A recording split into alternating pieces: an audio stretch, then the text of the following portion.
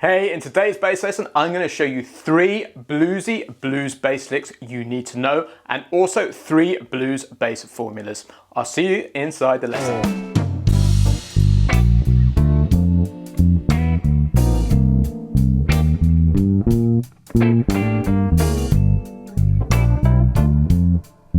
Hey guys, it's James here from eBassGuitar, and we're just in the final stages of putting the finishing touches to our 90-day Blues Bass Acceleration Challenge. This is where I teach and help students install the most important core fundamental concepts so they can play at a blues jam session in as little as 90 days. One of the questions I get time and time again is, how do I install those sexy notes into my blues bass lines? You know, those really bluesy sounding blues notes. And I'm going to show you how to do that today.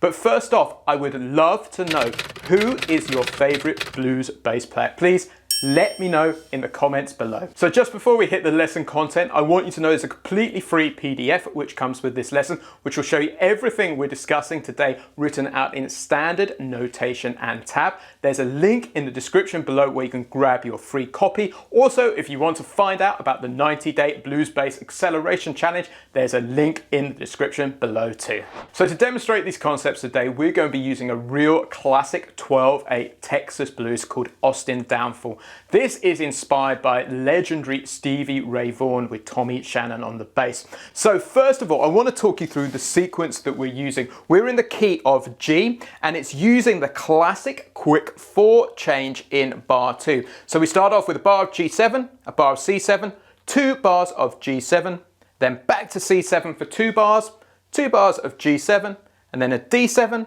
a C7, and then we have the turnaround here, which I'm going to write a stock line, which you can find in the PDF, which comes with this lesson. So the riffs and the bass lines that I'm going to show you today will work across each of these chords. So the first formula I want to show you today is what I call the box on the neck. So this is based over the minor pentatonic scale. So let me show you the minor pentatonic scale in G to begin with. So this is simply a G, a B flat, a C, a D, an F, and a G. And this creates this great box shape on the neck, but I want to simplify it even further. And I just simply want you to use the root, the G, the D, which is the 5th, the 7th, and the octave. And so we have these 4 notes here. And so we can put together a great blues bass line using this simple formula. So the core bass line I want to show you to begin with is this line here. So this is simply 2/8 notes on the G, and then 2/8 notes on the octave, and then 2/8 notes on the F, which is the flat and 7th. And then we're going to do a triplet at the end of the bar, which is 3 notes per beat, which is a D, F, and G. And this is a really classic bass line which you can install across the whole of this sequence, like so. But the trick we can do to make this really bluesy and add in that blues note is add in the flattened 5th, because a natural extension of the minor pentatonic scale, like this, is the blues scale. And what we do to add in the blues scale is we add in this sharpened 4th or flattened 5th there, which is a C sharp or a D flat. So scale is G, B flat, C, C sharp, D flat, D, F, and G, like that. But what we can do to this bass line is we can go, and then on the final beat we can add in a triplet from C sharp to D to F, like that. And if you want to get even slightly sexier, you can go C sharp and hammer onto the D like that, like so.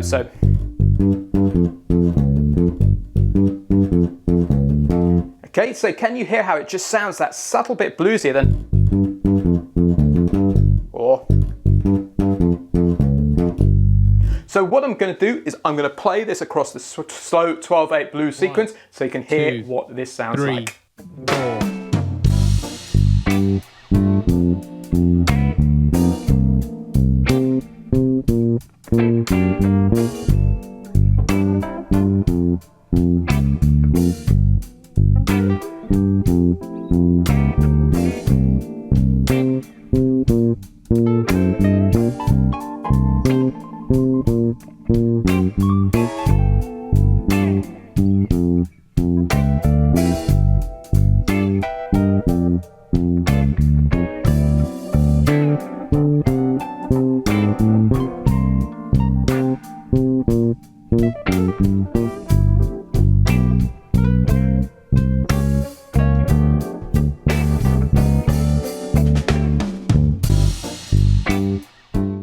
that's the box shape, simple but so effective. So the next shape we're going to look at is what I call the open box shape, and this is based upon a scale called the major pentatonic. So let me play you the major pentatonic. So it starts on a G, and then it goes to an A, and it goes to a B, and then it goes to a D, and then it goes to an E, and an octave G like that. If you think of the intervals, it's the root, the second, the third, the fifth, the sixth, and the octave of the major scale like so. Now I suggest using a very set fingering for this. So 2, 4, 1, 4, 1, 4. And you can see it opens the hand shape up, and that's why it's called the open box. So the bass line I suggest you use over this as your sort of fundamental bass line is this.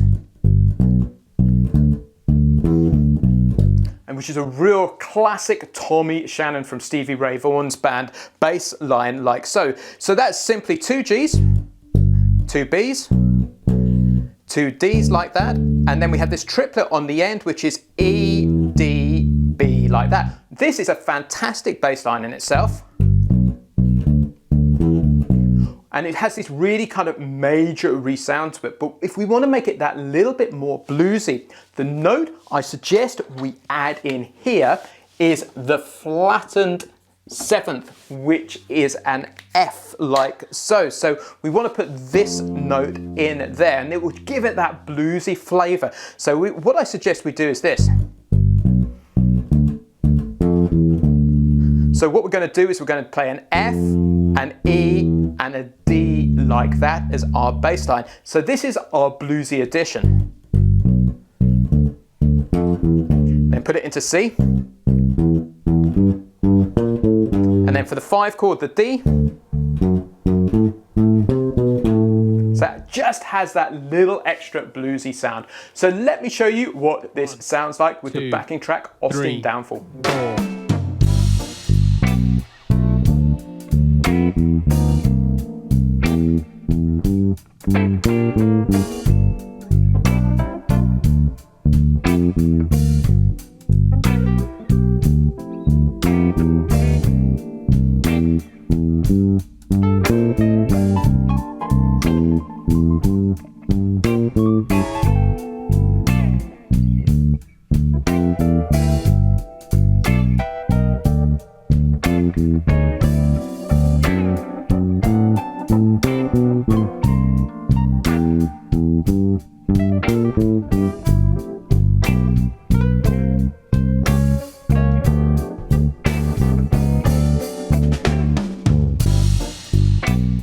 So as you can hear, just adding that flattened seventh to the open box shape formula is such a great little addition. I'd love to ask you guys, if you're enjoying this lesson, please make sure you subscribe to the eBassGuitar YouTube channel, because we release a lesson like this every week designed especially for beginner to intermediate bass players. There's a red button somewhere around this screen where you can hit this and you'll be the first to know when a new lesson is released. So the final formula I want to show you today is what I call the forward position. And this is based upon the major pentatonic scale. So this scale that we covered earlier, but we're gonna finger it so it falls slightly different on the fretboard. So what we're going to do is we're going to play the G with our first finger, and then we're going to shift forward and catch the A a whole step down, and then under our third or fourth finger, which one ever you choose, is the B like so. So these are our first 3 notes, and then we get the D under our first finger there, and then the E under our third or fourth, whichever finger you wish to choose there, and then the G like so. So practice this to begin with. And this creates a really nice box shape which falls really great under the hand. And the great thing about this particular formula or shape is you can add in lots of articulations. And what articulations are slides, hammer-ons, and pull-offs. So there's a great little extra note we can also add in too with this position, which makes it really, really bluesy. So I'm going to play you this bass line. I'm going to talk you through what I'm doing there. So we start off with 2 Gs, And then what we're going to add in here is actually a B flat, which isn't from the scale. So the minor third, and then we go to the major third like that. So we get this sound. And I suggest you hammer on 2. And then the last note of that is a D like that. So what I'm actually doing is playing a triplet on that second beat. So there are 3 notes in the beat. So the addition that I'm adding in there, which is crucial, is the flattened third. And what this does is it creates this minor to major sound, which is really, really important in blues. So let me teach you the rest of the riff. And then what I'm going to do is actually catch another note from outside the scale, which is the F, to get that really bluesy sound, which we covered earlier in the major pentatonic shape, which just literally sits under the 4th finger like that. And then to finish it off, we're going to have a triplet at the end of the bar, back to the major pentatonic forward position, which is an E, a D, and a B like so. So this is the whole riff.